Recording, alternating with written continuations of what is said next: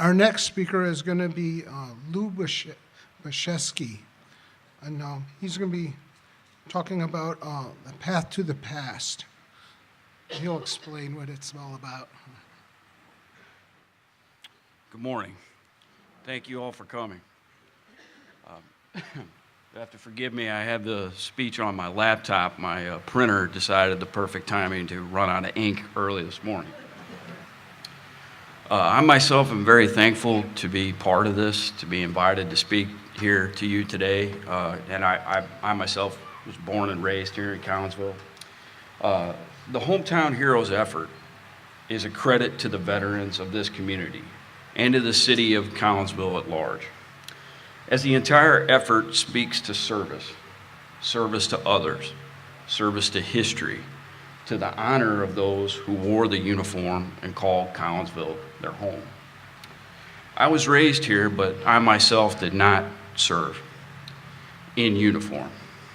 Yet I feel that my service has been to tell the stories of those who did, and in doing so, to honor all those who did their duty in war or in the protection of peace. The banners that line Collinsville speak to the importance of stories, not stories of generals or great battles or incidents of glory, but of everyday men and women who once called or still call this town their home and served their nation. Each one of those photos, each one of those banners has a story. Each one has a tale. And the fact that this community made such an effort to display those stories, even in brief, is a testament to itself, to history, education, and remembrance. My name is Lou Bashesky, or Bashesky. Nobody really knows how to pronounce it, even my own family. But I'm named after my grandfather, who grew up here, or well, he lived here after he grew up in Pocahontas, but he spent the majority of his life here in Collinsville. He was a humble man, active in his community, involved in St. Peter and Paul Church, a constant fixture at the KC Hall Fish Fries, and a man who seemed to really brighten the day of really everyone he came across.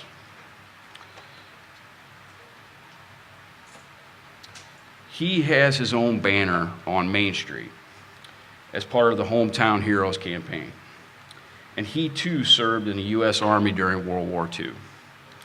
He would often humbly say, "I was just a tanker." Because even though he had seen a great deal, he, like so many others of his generation, never desired praise. They just did their jobs, and they hoped to live the rest of their lives in peace. The wisdom of that so-called greatest generation should be a lesson to us all. In this age of celebrity worship, Facebook, Instagram, and Twitter, I try to imagine what my grandfather would tweet. Nothing. He would tweet nothing. Absolutely nothing. Okay. If he had something important to say, you would know it, because he would tell you to your face. In his mind, actions spoke louder than words. Deeds in service to others mattered more than anything.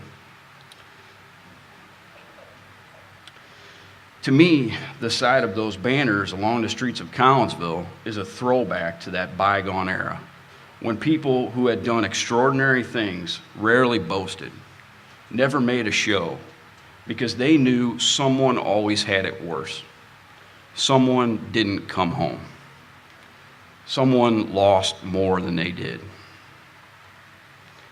In working with my grandfather and other World War II veterans, I learned more than I ever could have imagined about humility and their sense of service to others. It was instilled in them at an early age.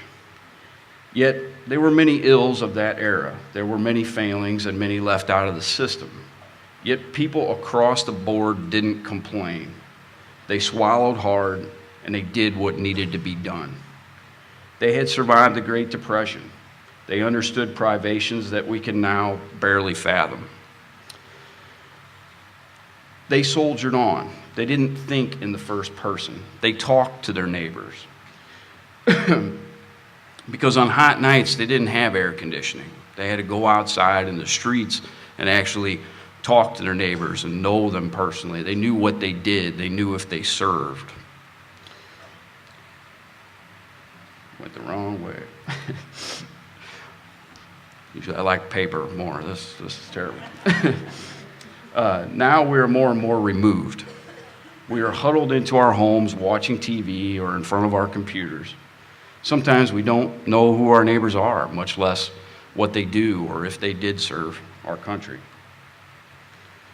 My grandfather served in combat in every major land operation in the European theater of operations, all 5 major campaigns that basically amounted to every major battle in Europe. I went on the honor flight with my grandfather, which was an amazing experience, and we were actually standing in front of the fountain for Europe. If you've ever been to the World War II Memorial, there's 2 separate fountains, one for the Pacific Theater, one for the European Theater.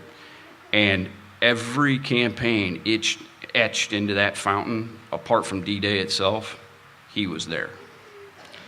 And it ran chills up my spine, realizing, wow, he survived. He was part of the 3rd Armored Division, which is still, for a greater part, unknown. And the history of what they accomplished and did was, for the greater part, unknown. Because, again, people of his generation, they shelved things inside, and they didn't want to brag about their accomplishments, because that also brought them back to those horrible things that they had to do and see in the war. Almost invariably, when I do a veterans event, I'm approached by someone in the audience with tears in their eyes who brings a box of medals or some kind of document or something to say, and then they would always bring it up to me to talk about how their father or their uncle or their husband or some relation to them never talked. They would never speak about it. And that's why they always come up, it was amazing that he spoke to you at all. This is why I feel it's so important to talk to people about this, to share the experiences that my grandfather shared with me. The get it done, don't complain ethos of that era was a double-edged sword, because through the arduous times, they also harbored this darkness that really people should know what they went through and understand it better. But they shelved it up. They stoved it up. People, some might argue that the suppression of old war wounds or World War II stories is ancient history and not relevant today. But we must be mindful that we are in the midst of the 2 longest wars in the history of this country. We stand at the precipice of other potential conflicts. And if there ever was a time to contemplate history, the lessons of history, and those Americans who lived exemplary lives despite it, now is the time. Yet no one's talking about the ongoing wars. Rarely is there a conversation about it, and we are distanced from those that served. So much so that a friend and U.S. combat veteran of Iraq and Afghanistan confided in me one time. He said, it isn't the fighting and what you see when you're overseas or the combat or what you have to endure. It's coming home that's the toughest, because few people understand. There's too few people to talk to that get it. I wrote a book about my grandfather's life and experience in the war. In the process of writing, I had countless conversations with my grandfather over many years. And we were performing what I would later learn is called narrative therapy. It's actually a process that the VA utilizes now to help veterans deal with what they saw and encountered when they served, and help tell a story about it to help them make sense of it and expel the demons, if you will. I had a hard time accepting he would always thank me for what I did and would consistently say, I think, even to his end days. And I never felt that I should be thanked for what I did. All I wanted to do was try to do justice to his story. But I know it helped him extremely well to get that out. World War II veterans were humble, like I said. And so they didn't want to share their stories or think they were anything better. For example, Dwight D. Eisenhower, Allied Expeditionary Commander, upon receiving an award from the British government, stated, "Humility must always be a portion of any man who receives a claim earned in the blood of his followers and the sacrifices of his friends." I actually found that quote in a book sent by the British government to the parents of Corporal John P. Hastava of the 82nd Airborne, the childhood friend of my grandfather, one of his best friends. The book cover reads, "Britain's homage to 28,000 American dead." John Hastava was killed in Holland as part of Operation Market Garden. He was 20 years old. The humility that my grandfather displayed and Eisenhower spoke of, that empathy and respect is represented in each one of those banners that line this town, as does the presence of the crowd here today. Some of you may know that 20 U.S. veterans take their own lives every day, according to the Military Times. And around 20% of all post-9/11 veterans suffer from some form of post-traumatic stress. Yet in contrast, the nation of Israel, there's a 1% PTSD rate. Why? Because they have general conscription. Everyone in the country serves. There's always someone to talk to about it. There's always somebody that can identify it. My Marine friend that told me about how hard it was to come home, he said when he was serving, they would consistently joke, we're at war and America's at the mall. And that's how they felt when they came home. So it's important for people to at least try. And these banners represent an attempt to try to understand as best and recognize service. And this is one of the many messages that I'm trying to impart in the film that I've written, directed, and produced about my grandfather's story. Because like I said, he didn't think of himself as anything but a tanker. My grandfather never sought recognition because in his mind, he was just one of the many that was thrown into the maelstrom of this giant global mess.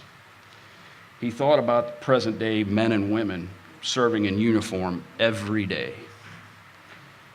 So in my mind and his, World War II isn't ancient history. It isn't some disjointed incident from long ago. I recently went to Europe and retraced where my grandfather went during the war.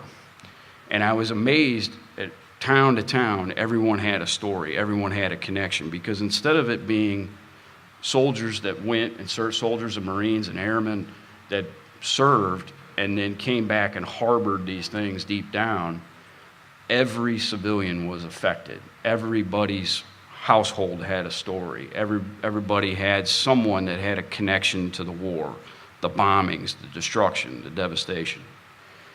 And we don't understand that. To hear it's ancient history, but they're reminded of it everywhere you look in Europe. And that being said, that again, only veterans typically in the States identify with that experience. And so people like my grandfather continually worried about service people now. And in his mind, he said, I only had one hitch to do, but these people keep going back again and again and again. In closing, I'd like to share a bit of the film that I'm now working on with you and tell a bit of my grandfather's story. But with that, I want you to know that a percentage of what we do with the film, 10% of the film, will actually go to Heroes Care, who does a lot for families dealing with over-deployment. So it's not just about telling a story or just my grandfather's story. In my grandfather's mind, I know he would have done something good with the story, not just tell it. And so, if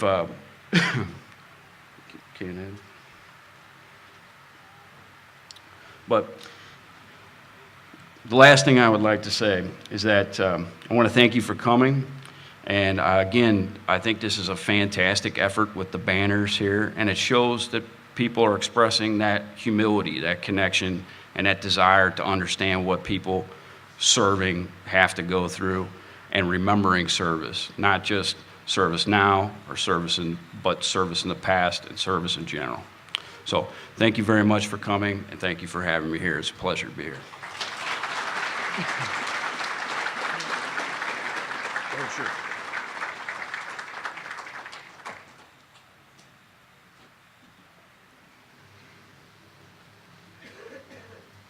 My grandfather always talked about going back.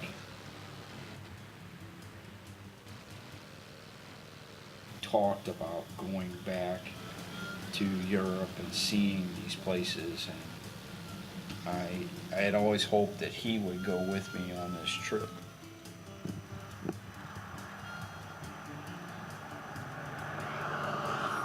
After my grandfather passed, I decided to fly across the Atlantic and retrace his harrowing journey through all 5 major European campaigns.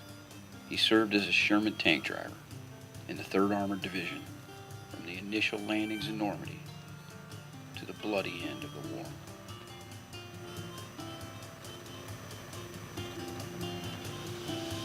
There's a quote by Maya Angelou, who I revere, and she said, history, despite its wretched pain, cannot be unlived, but if faced with courage, need not be lived again. And I think that's a point of all this, is that not looking at who to blame. It's generation after generation, we commit the same ridiculousness. I was in a infantry museum. We went to the infantry museum, my grandfather and my dad, and we were walking through, and it's just like today. There's the statues, the mannequins with the clothes on and everything else. So it had World War I, Spanish-American War, and World War II, and Vietnam. And my dad just turned to my grandfather and said, "We don't learn a damn thing, do we, Dad?" And my grandfather just went, like, "No, just sure don't seem like it, I don't know. People don't learn from anything, and I'm probably not going to change that, but at least I could tell the story. I would think, but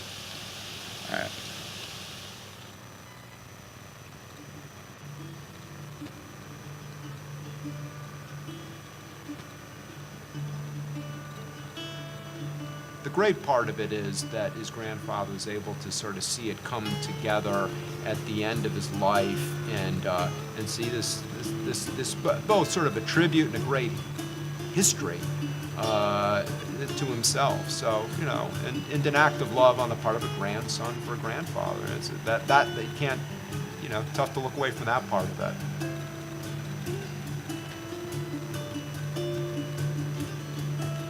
we are in Insigne sur Mer,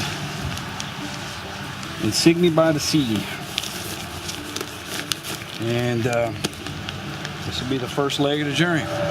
Most Americans, when they think of World War II, they think of the American army sweeping across Europe from west to east, and the Germans, while putting up a fight, were doomed to lose. And that was not true. Generally, the Germans had better equipment.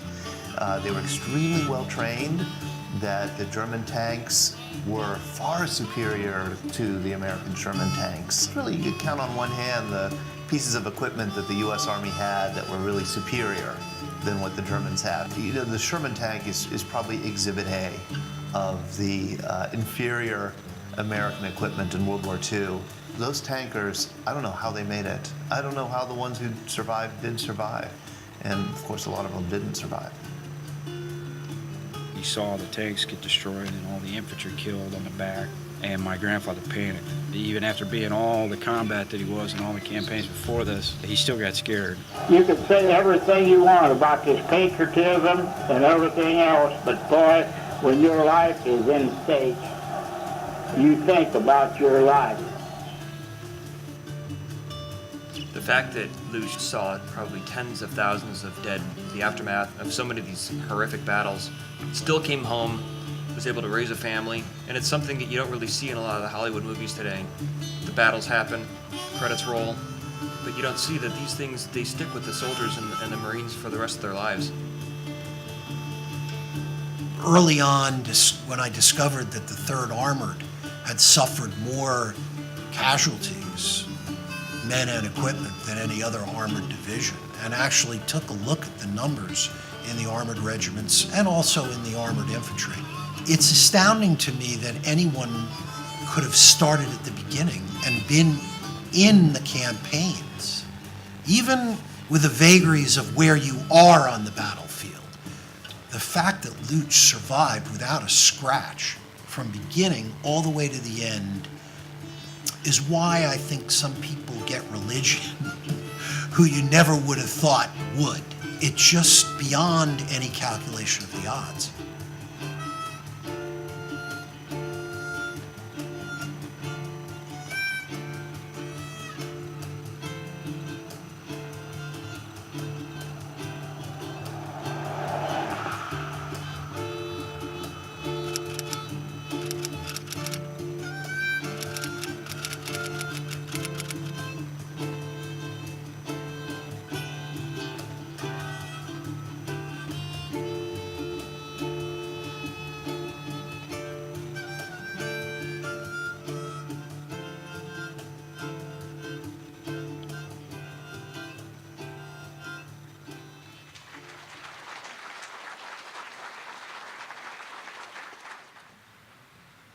They call me Uncle Sam, and I'm sure that the youngest folks in this audience are probably looking up here and thinking, who is that guy?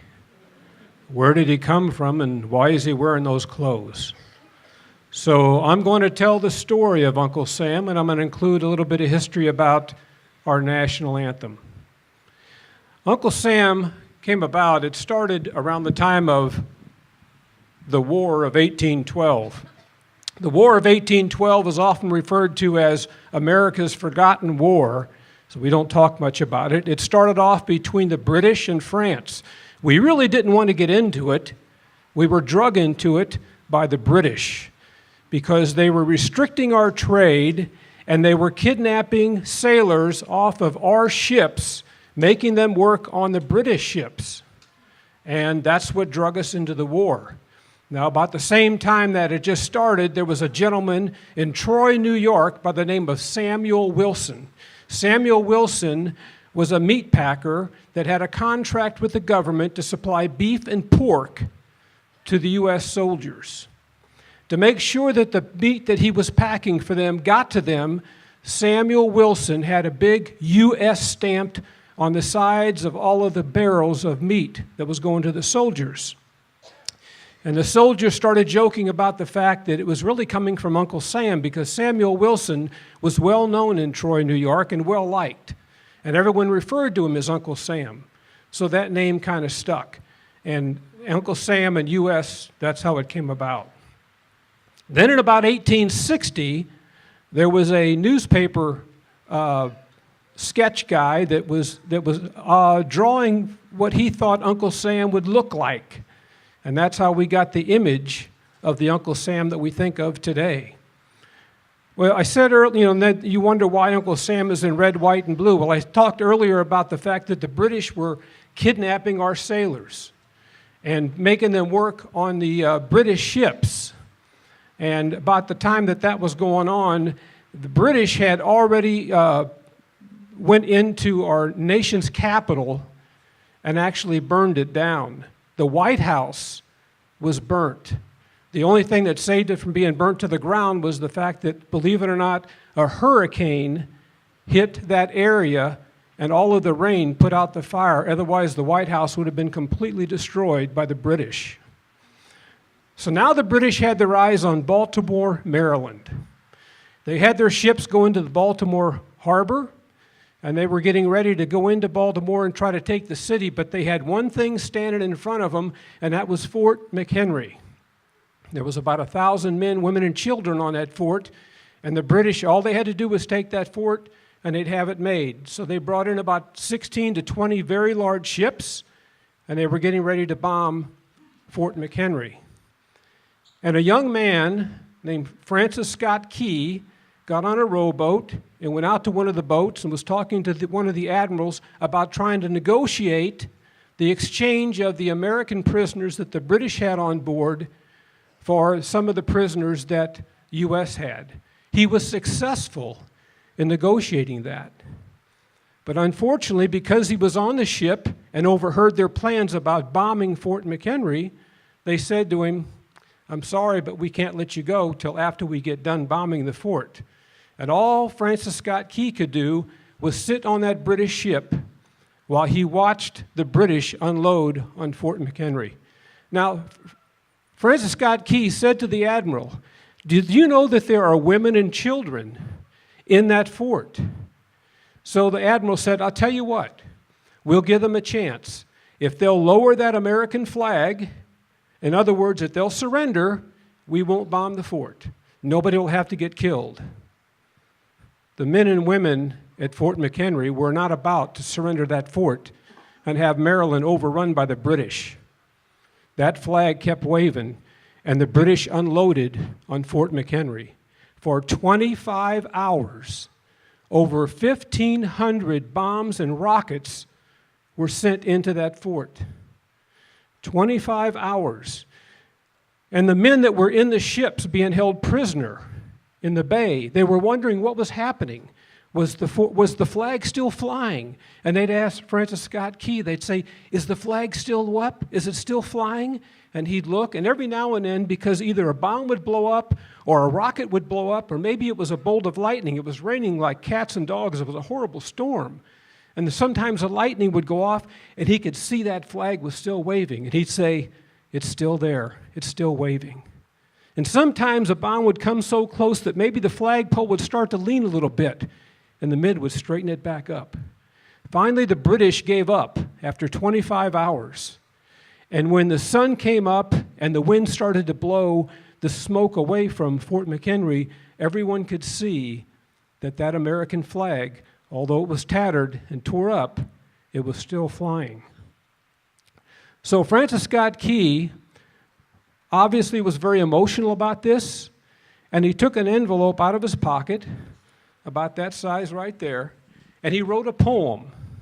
He wrote a poem about everything he had seen that prior 25 hours. And here's a few of the words from that poem, the way it started. "Oh, say can you see, by the dawn's early light, what so proudly we hailed at the twilight's last gleaming, whose broad stripes and bright stars through the perilous flight over the ramparts we watched were so gallantly streaming, and the rocket's red glare, the bombs bursting in air, gave proof through the night that our flag was still there." Yep, that became our national anthem. And now we sing that at many sports events and even here today. And a lot of times people just kind of mouth the words and they don't really know the history, what's behind it, and what happened. And now you do. So I hope in the future, when we hear the national anthem, that you'll stand tall. If you're wearing a hat, I hope you'll take it off. I hope you'll put your hand over your heart, because thousands of veterans have made major sacrifices for what that flag represents, and thousands of veterans have died for what that flag represents. Thank you, and God bless America.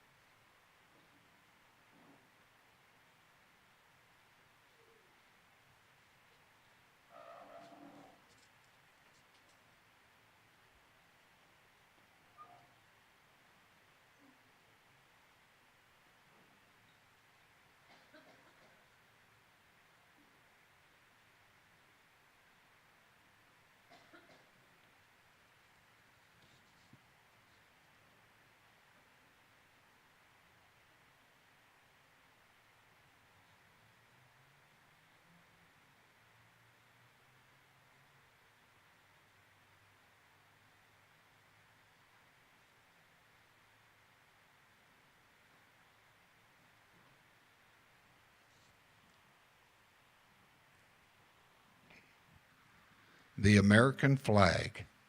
Did you know that at military funerals, the 21-gun salute stands for the sum of the numbers in the year 1776? Have you ever noticed how the Honor Guard pays meticulous attention to the correct folding of the American flag 13 times? You probably thought it was to symbolize the original 13 colonies, but we learn something new every day.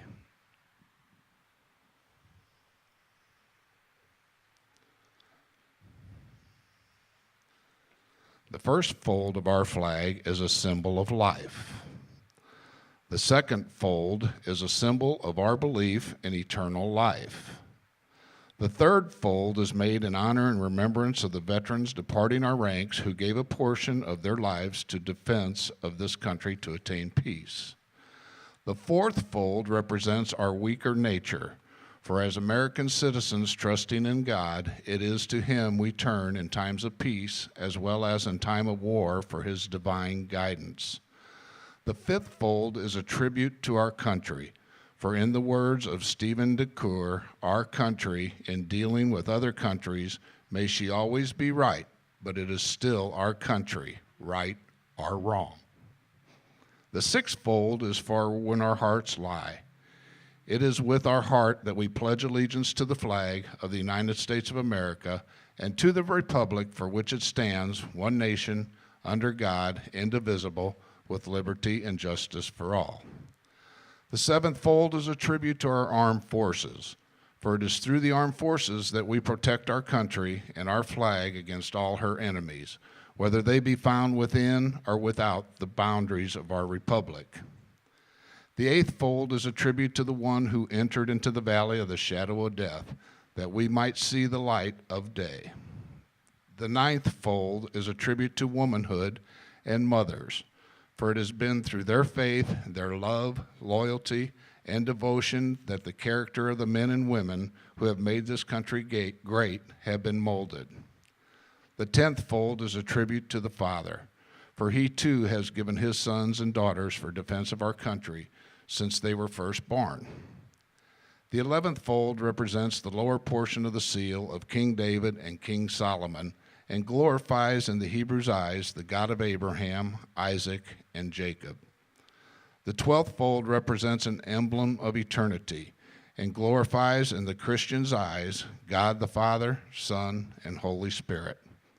The 13th fold, or when the flag is completely folded, the stars are uppermost, reminding us of our nation's motto, "In God we trust."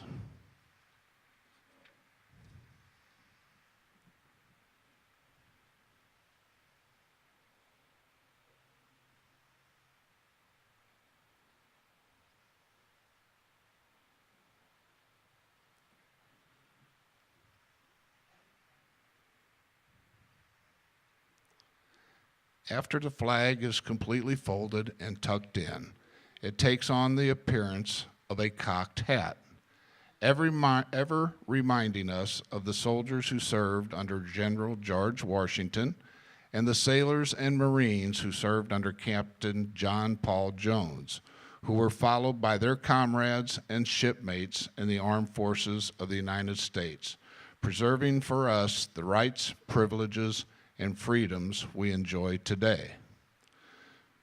There are some traditions and ways of doing things that have deep meaning. In the future, you'll see flags folded, and now you'll know why. Share this with the children you love and all others who love the symbol and liberty of freedom.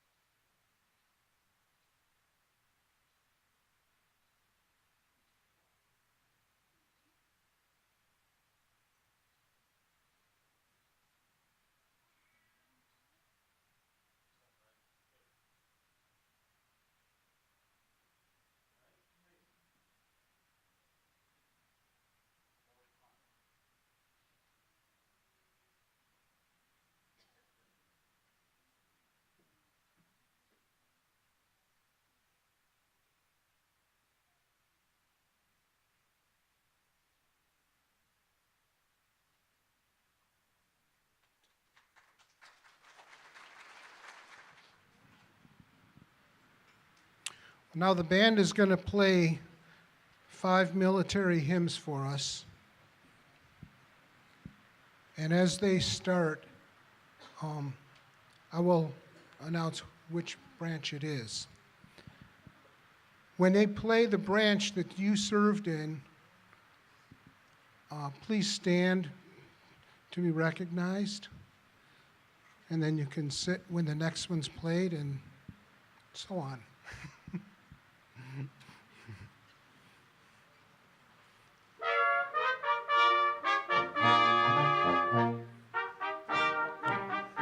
U.S. Army.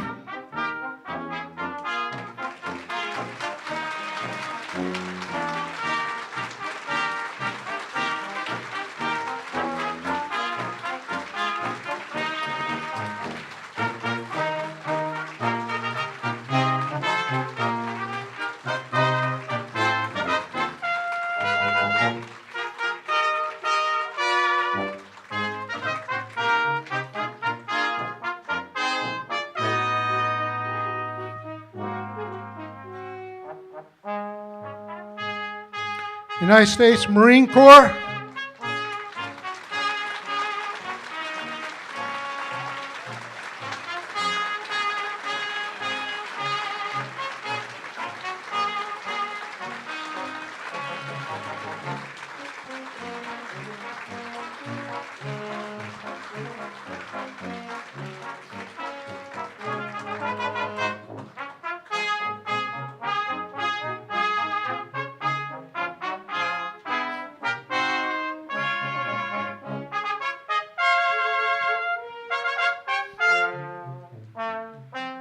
United States Navy.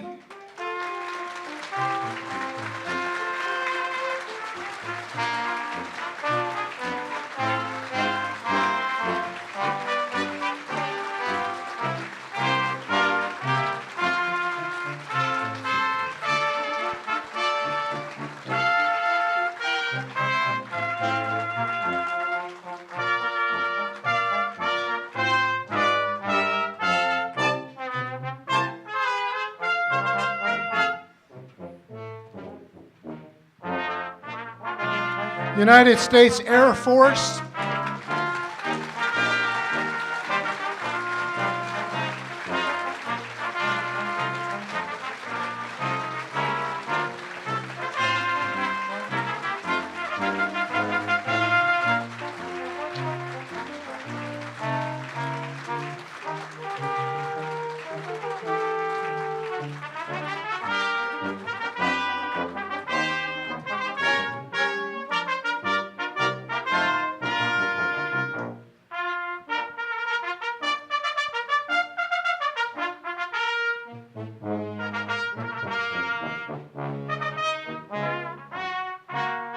United States Coast Guard.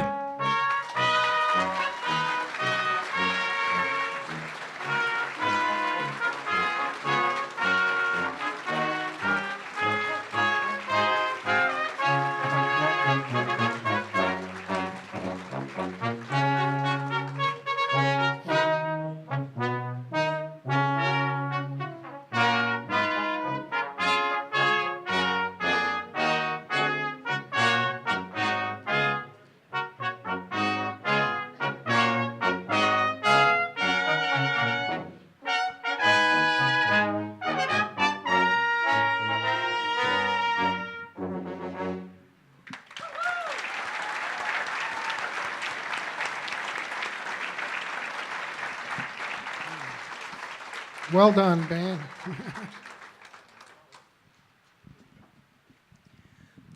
Hi, I'm Pat, his other half, and I'm so glad so many of you could come today just to honor our veterans again. I don't know if you guys have noticed, but we have some kind of special in the front here. These are boulders, and each one has a military emblem on, and the big one in the center is the Coast Guard. We had 3 Coast Guard guys, but they don't make the boulders in the Coast Guards, so that's why the Coast Guard is different. So we drew names, and I've notified everybody, I'm not sure who's here. The Alex Smith is from the Army. If he's here, could you stand? I'm not sure if he's here. He's the one that's going to be getting the Army Boulder. In the Navy, it's Valley Schneider. Is he here? Okay. The Air Force is Donald Sigmund. These are heavy. The Marine Corps is Floyd Graham. And in the Coast Guard, it's Jack Champion. And these were donated from the Mock family. One of our neighbors, I got a Marine Corps one for my husband a few months ago and saw this and shared this with some friends. So the name of the gentleman that does do this is on the back of your program if you're interested. We also have a flag. Let me get the flag in the box. We have a flag that we want to present to Albert Smith. We had 2 Smiths that were picked. It's a flag that flew over the Capitol. And, pardon? In Washington. Yeah, I'm sorry. It's from Washington. And the Congressman Shimkus was able to get this for us. So that was for Albert Smith. So otherwise, if you're here, come and get your boulders afterwards. If not, we will make sure we get those taken care of. Now for the closing, and to let you know some of the things that are going on here. But first, I wanted to thank my committee.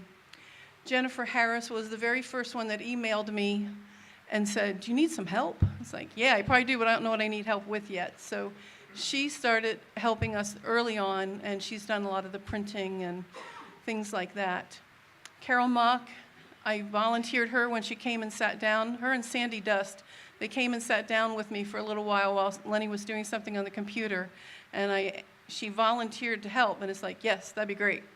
And so Carol does the pamphlets that you're going to get on the way out is pictures of all the military banners that are up in Collinsville this time. So there's 1 per family. They're a little bit expensive. So every family get 1, and in it will also be a location of where, if you haven't found your loved one yet, there is a location description there of where your family members are. Steve Holscher volunteered, and he is helping with the sound. And then Jennifer Oseben is a teacher in here in Collinsville, and she has helped. She's the one that walked the streets and found each one of these banners, and we made up a map so you could find your loved one when you called. Also, I want to thank the band who we found. The Air Force band was busy. It's their 70th birthday this year. And so they were very busy, very sorry they couldn't be here. But we so wonderfully found another brass band that could do the job for us. Wanted to thank Lou for his speech and Bill for being Uncle Sam. We thought he was already gone, but he's here. And the VFW and the American Legion and the chaplain and the girls for singing. And also, on your way out, there will be a cupcake that you can get. Donna Eversman so graciously baked those for us, but we need you to eat it outside. Everybody is welcome to one. The other things that are on outside is a gentleman works with the World War II, and he has some uniforms that are out there and some personal items from World War II. He is here closer to the building. And then over by the pavilion, Karen, she is writing a book. Her desire was to write a book years ago about veteran stories. So she has been here twice, and she has 10 more stories to write before she can publish it. So if you want to talk to her, and she has things on her table, and find out and possibly get your family member into that book. Also, Madison County Veterans Agency is here, and they have a wealth of information that can help veterans and their families. So if you want to check them out and see what they can do, they help with loans and medical assistance and things like that. And there's the Veterans Center. Also, there's a table out there in case anybody has friends or family from Granite City or O'Fallon. They're going to be doing a banner program. They're copying ours almost exactly, so it's an honor. But they're going to be doing, they started their getting information, and their banners will go up next year. And they're going to leave theirs up for quite a few months before they take them down. So we're running our programs a little differently, but the banners will look very, very much like ours. So that's it. I want to thank you all for coming. It's such a pleasure to get to see you all and for us to honor our veterans. And please take advantage of what's outside. Oh, and photos. I almost forgot that again. There's photos. If we have any of your photos, which we have photos from the very first time, please get your photos. There's a table right before you go outside, outdoors, and see if she has any photos that you might not have gotten back. Thank you very much for coming. Bye.